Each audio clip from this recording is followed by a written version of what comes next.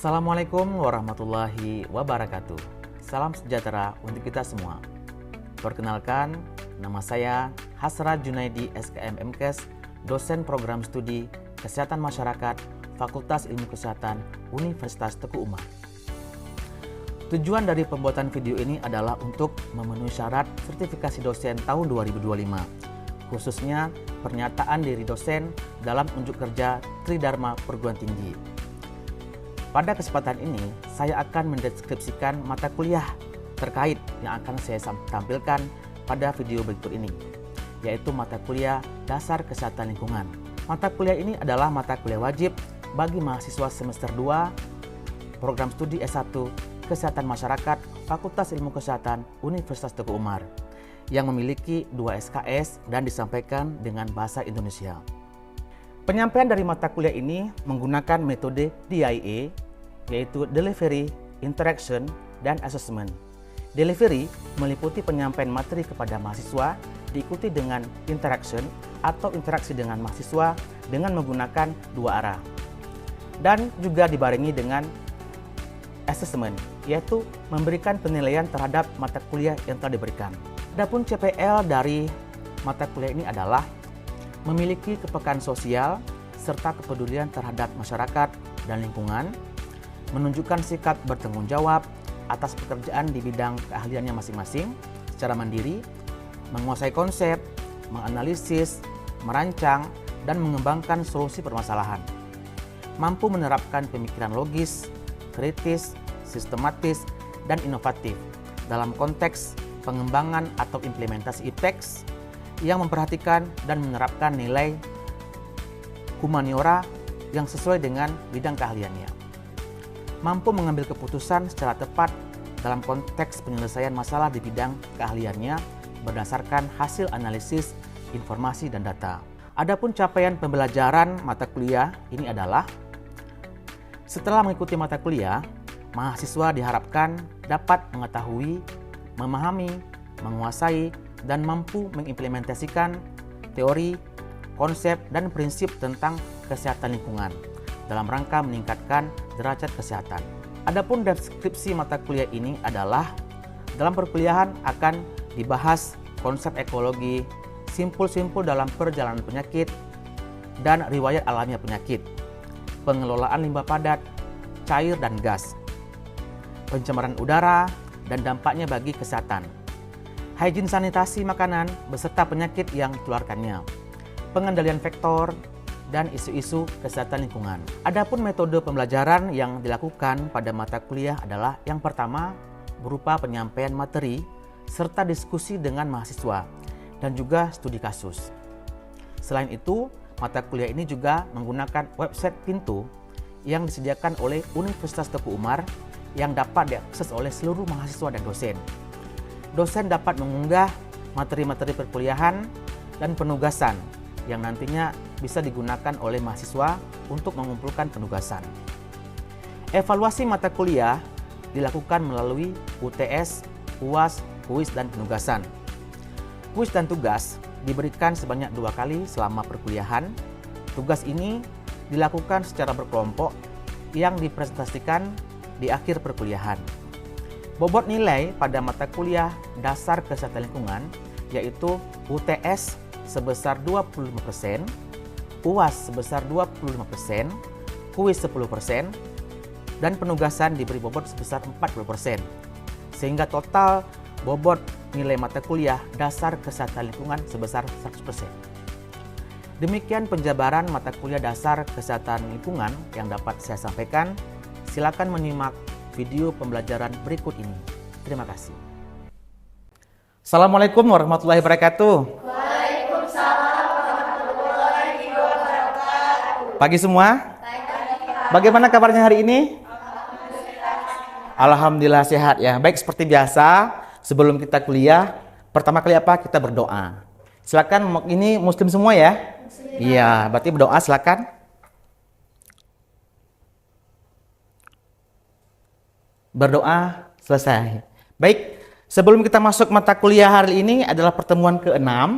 Jadi mungkin kita perlu review kemarin, minggu lalu nih. Kira-kira teman masih ingat nggak materi apa yang kita sampaikan minggu lalu? Ya, silakan. Dewi. Mungkin ada penggolongan sampah menurut sumbernya. Iya. Dari sampah padat, faktor yang mempengaruhi jumlah sampah, serta dampak sampah. Dampak sampah. Berarti udah paham semua ya? Berarti saya anggap ini tuntas. Sepakat ya? Baik, sepakat. Alhamdulillah. Baik, sebelum kita mulai, silakan absensi ya. Disiakat masing-masing di pintunya. Absensi. Dan pastikan ini ruangannya betul ya. Bukan nggak ketukar. Mungkin mata kuliahnya beda. Pastikan ya. Iya, baik. Silakan di absensi. Sudah ya? Baik. Yang pertama kita belajar materi ke-6 adalah air pollution, pencemaran udara. Minggu lalu kita bicara masalah sampah. Hari ini kita bicara masalah polusi udara. Apa sih yang dikatakan polusi udara itu? Yang pertama adalah masuk atau dimasukkannya makhluk hidup, zat maupun energi atau komponen lain. Kemana? Ke udaranya. Baik itu karena aktivitas manusianya atau karena alamiahnya. Misalkan contoh, kalau bicara masalah alamiahnya seperti apa? Gunung berapi meletus, kebakaran hutan, dan sebagainya. Sedangkan pada proses manusia ataupun karena aktivitas manusia, contohnya apa ini? Misalkan penggunaan bahan bakar fosil. Ya, yang teman-teman gunakan sehari-hari apa? Misalkan naik motor, pakai mobil, kereta api dan sebagainya yang masih menggunakan bahan bakar ataupun aktivitas industri. Ya, misalkan adanya pabrik, adanya PLTU yang menggunakan apa? Batu bara sebagai bahan bakarnya. Sehingga apa? Dia akan menurunkan mutu lingkungan ataupun mutu dari udara. Sehingga fungsinya nggak sesuai lagi. Jadi ketika manusia terkena, dia akan sakit. Baik jangka pendek ataupun jangka panjang. Ya, paham kira-kira ya untuk ini? Oke, baik. Berikutnya ada namanya jenis-jenis pencemaran udara. Yang pertama adalah bentuknya. Ada gas. Seperti apa gasnya? Misalkan teman-teman pernah baca masalah gas karbon monoksida atau CO. Ya, SO2, sulfur dioksida, NO2, nitrogen oksida, dan lain-lain. Kemudian ada partikel seperti apa? Mungkin pernah dengar masalah partikel PM10, PM2,5 atau particulate matter, disingkat dengan PM10, ataupun berupa misalkan asap, debu, atau jelaga. Ya. Yang kedua, tempat dia berasal, indoor, dalam ruangan, misalkan di kampus, di kantor, di sekolah, di rumah. Apa contohnya? Misalkan bakar sampah, ya.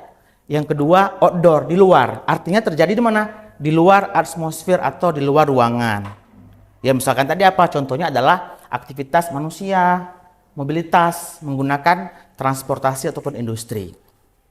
Yang ketiga, gangguan kesehatan. Mungkin teman-teman pernah keluar ya, pernah keluar mungkin jalan-jalan, tiba-tiba matanya merasa merah, nyeri, berair. Itu adalah iritasi namanya. Ataupun kemerahan kulitnya ketika mungkin teman-teman nggak pakai jaket, ya, melintasi PLTU ataupun pabrik akan merasa gatal ataupun kemerahan. Itu adalah gejala iritasi. Yang kedua, toksik, racun. Misalkan ada namanya itu bronkitis kronis. Ya, PPOK, penyakit paru obstruktif kronis, dan sebagainya. Serta jangka panjangnya bisa menimbulkan kanker paru apabila terpapar dalam waktu yang lama. Kira-kira bisa dipahami? Baik. Berikutnya ada lagi susunan kimianya. Ada organik, anorganik. Organik ini biasanya melibatkan karbon, hidrokarbon di sini. Ya, misalkan contohnya adalah VOC. Ya. Berikutnya adalah anorganik. Misalkan tadi ada metana dan sebagainya dan kawan-kawan. Kemudian asalnya nih ada primer sekunder.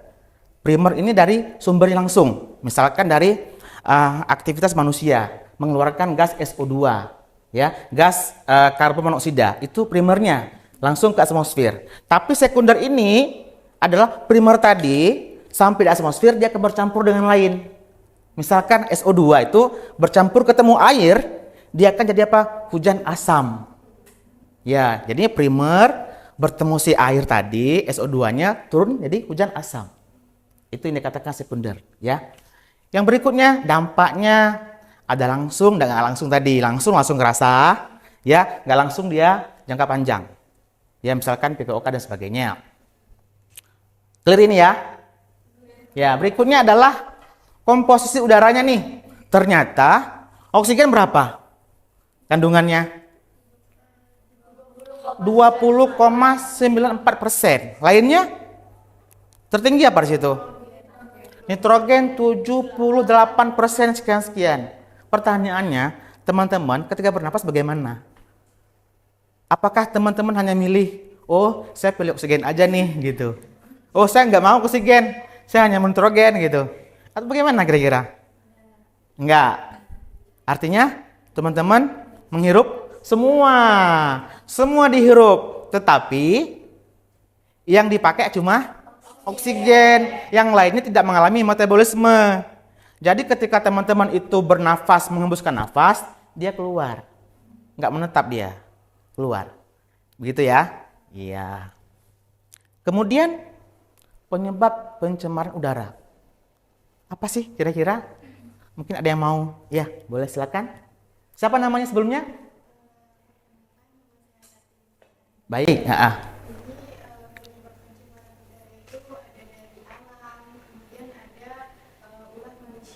ulah manusia, bagus sekali. Mungkin ada yang menambahkan contohnya.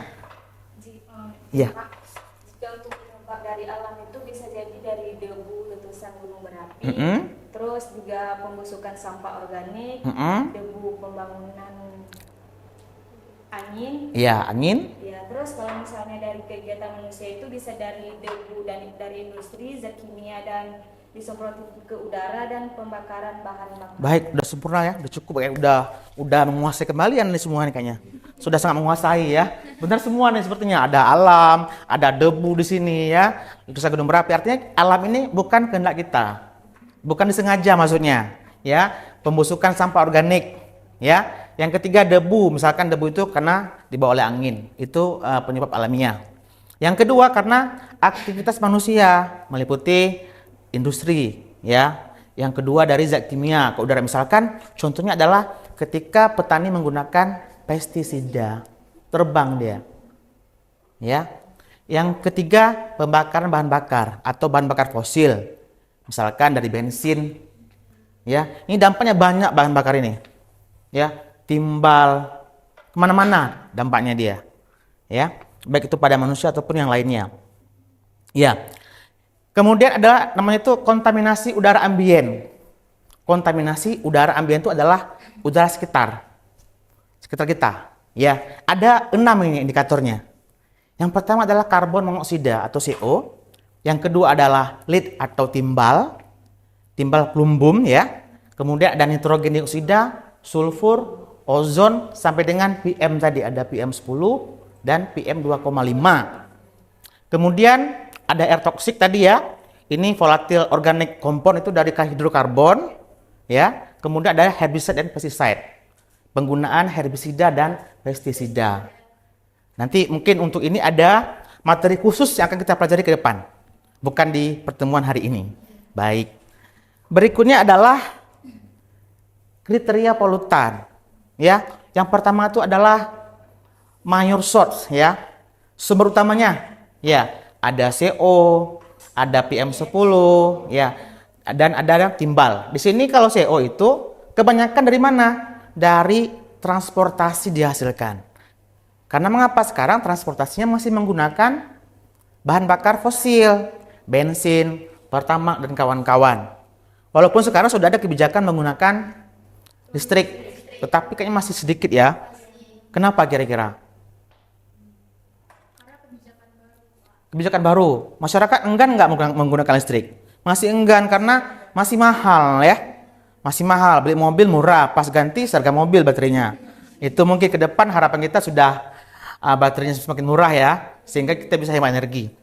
Yang kedua ada PM10 dan PM2,5. Ya, ini juga ada dari bahan bakar fosil, ya, ada dari pabrik ataupun dari PLTU nih, power plant ini PLTU, dari kebakaran. Dan timbal, gasolin itu, gasolin merupakan seperti bensin, ya, yang keluar dari kendaraan bermotor ataupun pembakaran dari pabrik atau industri. Kemudian mining and production of lead, tambang juga bisa sebagai sumber dari timbal. Berikutnya adalah NO2 dan kawan-kawan ya, ozon dan sulfur dioksida. Nanti teman-teman akan saya kirimkan lagi handout-nya, nanti dibaca minggu depan. Berikutnya adalah sumbernya tadi. Secara umum nih ya, ada transportasi. Yang kedua ada pembakaran bahan bakar, proses industri, kemudian sampah padat dan insinerator, dan sebagainya. Jadi ini utamanya. Apa dampaknya? Dampaknya bagi kita manusia. Nanti akan saya tampilkan dampak-dampaknya. Ya, ini dia. Ya, dampak kesehatan manusia. Risiko tertinggi timbal. Pada anak-anak timbal ini akan menurunkan IQ. Ya, IQ-nya akan turun, akan jongkok IQ-nya. Nah, ini bahaya jika anak-anak terpapar timbal. Kenapa kira-kira? Ya, nanti kita bahas. Yang kedua, polutan lain misalkan CO, SO2, NOx sebagainya. Kemudian lingkungannya apa? Lingkungannya adalah bisa menyebabkan kerusakan alam gitu. Ya. Bisa merupakan kerugian harta benda, kebisingan serta perubahan iklim. Oke, ini jelas ya? Baik, berikutnya adalah susceptibility population. Ini merupakan populasi yang beresiko. Ada anak-anak, ya, lansia, kemudian penyakit yang sebelum sudah ada, misalkan contohnya dari kardiovaskular ataupun penyakit dari pernafasan, sudah ada sebelumnya. Yang keempat adalah heavy exercise, artinya orang-orang atlet yang sering olahraga berlebihan. Yang keempat adalah tenaga kerja yang terpapar oleh lingkungan. Baik, di sini ada pertanyaan kira-kira? Ya, silakan. Baik Pak, dari yang populasi yang terpapar, kenapa anak-anak itu menjadi salah satu yang terpapar dari polusi udara itu sendiri? Kenapa kira-kira ya? Yang pertama jawabannya karena anak-anak ini sistem pernafasannya masih berkembang dan belum sempurna. Yang kedua apa kira-kira? Yang kedua itu dia karena sering keluar. Aktivitinya lebih banyak di luar, bermain tanah, mainan sebagainya. Yang ketiga, laju nafasnya lebih cepat dibandingkan orang dewasa. Sehingga polutan yang dihirup lebih banyak. Itu yang menyebabkan anak-anak lebih berisiko dibandingkan orang yang seperti kita ini, dewasa. Jelas kira-kira ya? Baik. Berikutnya adalah ya, ini rute pajanan. Exposure-nya. Jadi bisa melalui dihirup, inhalasi, ya. Misalkan dari indoornya, outdoor, udara di luar ya, ataupun dengan cara ingesti. Ya, ingesti itu Anda makan. Misalkan makanannya terkontaminasi oleh polutan tadi. Yang berikutnya adalah dari skin atau eye contact. Kulit Anda, iritasi dan sebagainya. Itu adalah rute pajanan dari pencemaran udara. Ya. Berikutnya The Invisible Killer. Ini merupakan sebuah video pendek ya. Ya, biar kita ada relax sedikit. Teman-teman silakan nonton video dulu sebentar. Nanti akan saya minta tanggapannya. Kira-kira apa sih video ini? Sudah? Ada yang mau berkomentar? Apa isinya video itu? Bukan video Korea ya? Iya, bukan Korea. Ya, silakan. Berdasarkan video yang kita tonton tadi, itu mungkin ada sedikit yang kami bisa resum, itu bahwa terjadi pencemaran udara yang dapat berdampak terhadap pembunuhan massal, yaitu sekitar 7 juta orang di dunia. Nah, akan tetapi seperti pabrik-pabrik yang ada itu di Cina dan India semakin berkembang, namun berdampak buruk terhadap kesehatan masyarakat di sana, yang mungkin seperti pabrik-pabrik tadi yang sesuai pedoman itu ada di negara Eropa dan juga Amerika. Jadi secara tidak langsung jika tidak sesuai dengan pedoman, ini akan berdampak buruk terhadap kesehatan daripada masyarakat yang ada di negara. Baik, bagus sekali ya. Mungkin ada yang lain menambahkan? Atau sudah cukup dengan pernyataan tadi dari ini? Cukup ya? Berarti apa intinya? Intinya adalah tidak sesuai dengan perkembangan. Ya, industri berkembang sementara faktor kesehatan tidak diperhatikan. Baik, bagus sekali dari jawaban dari saudara ini. Kemudian dampak kesehatannya adalah seperti PPOK. Ya, PPOK memiliki risiko sebesar 36,6%. Nanti silakan dibaca saja di rumah nanti ya. Kemudian ada jangka panjang di sini dan ada jangka pendeknya. Ya, misalkan dari PM10, PM2,5 itu ada jangka panjang dan ada jangka pendeknya. Ozon, kemudian nitrogen dioksida. Kemudian dampak timbal pada anak. Ya, yang pertama adalah otaknya tadi ya. Dia akan menurunkan IQ-nya. Kemudian juga ada kewaspadaan serta dia lebih agresif atau istilahnya ADHD. Tantrum. Ya, tantrum seperti itu. Kemudian berikutnya adalah gangguan saraf, gangguan pendengaran, kemudian adalah gangguan pertumbuhan, ya, sampai dengan gangguan sistem reproduksi pada orang dewasa. Ya, itu dia. Dan lain-lain banyak sebenarnya akibatnya. Berikutnya adalah sumber transportasi. Kita skip. Kemudian ini juga merupakan baku mutu udara. Nanti teman-teman silakan dibaca dengan lengkap ya. Ini terkait nanti mungkin tugas kita ada ke lapangan.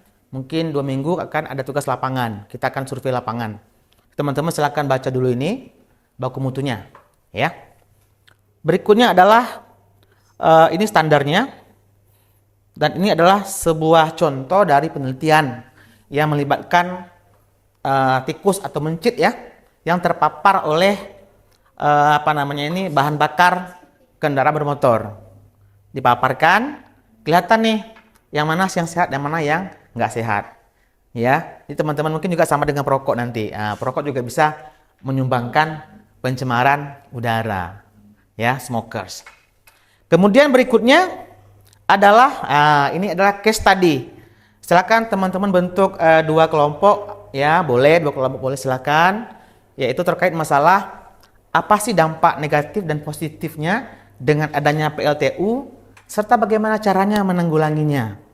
Ya, silakan diberikan waktu sekitar 10 menit, ya. Baik, waktu sudah 10 menit ya.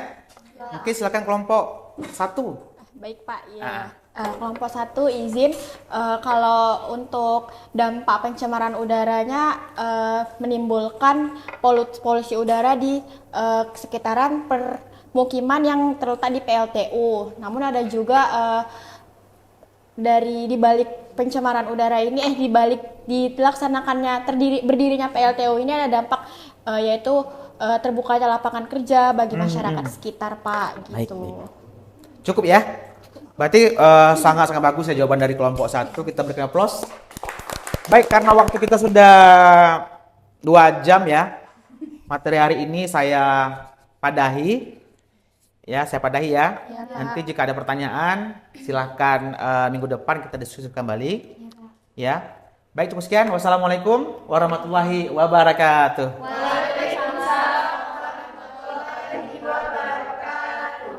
Terima kasih Pak. Sama-sama.